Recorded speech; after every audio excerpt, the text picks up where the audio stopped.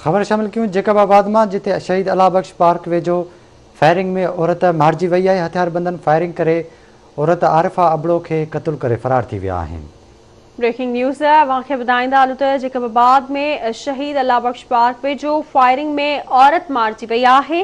हथियारबंदन firing करे आरिफा अबड़ो के क़त्ल करे छॾियो आहे।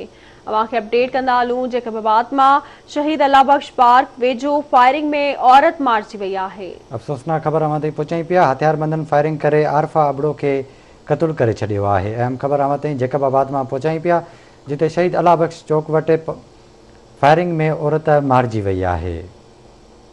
अवां सां ज़िक्र कंदा हलूं त जैकबाबाद में शहीद अल्लाह बख्श पार्क वेझो फायरिंग में औरत मारिजी वई आहे। हथियारबंदन फायरिंग करे आरिफा अबड़ो के क़त्ल करे छॾियो आहे।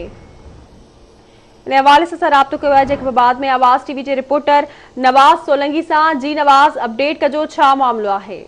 जी बिल्कुल ही जैकबाबाद भरसा शहीद अल्लाह बख्श पार्क से एक औरत जी आरिफा वो पंहिंजी वालदा से गॾु जेको रक्शे ते वञी रही हुई तो हथियारबंदन उनके मथां हमलो करे ॾिनो ऐं फायरिंग करे जेको आहे उनखे गोलियूं हुयूं। गोली हणण खां पोइ फरार थी विया। औरत के ज़ख्मी हालत में सिविल अस्पताल खणाया विया जिते औरत जेको आहे ज़ख्मनि जा सूर न संदे फोत थी वई। संदसि सुञाणप जेकी आरिफा ज़ाल मोहम्मद अनीस अबड़ो तौर पई वई आहे। पेचुआ ॻोठ जी रहवासिण आहे। इन खां पोइ उनजी जेको आहे पोस्टमार्टम ऐं ज़रूरी कार्रवाई खां पोइ जेको आहे लाश वारसनि हवाले कयो आहे। वारस जेका लाश घर खणी विया आहिनि।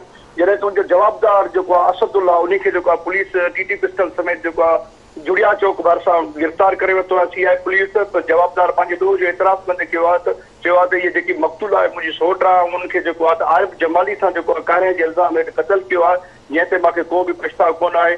अॼु जे सिविल लाइन ते जेको आहे त केस दाख़िल थियण जूं तयारियूं थी रहियूं आहिनि। जवाबदार जेको आहे हिन वक़्तु लाकअप में आहे। जी ठीक है नवाज़, वॾी महिरबानी तफ़सील खां आगाह करण लाइ।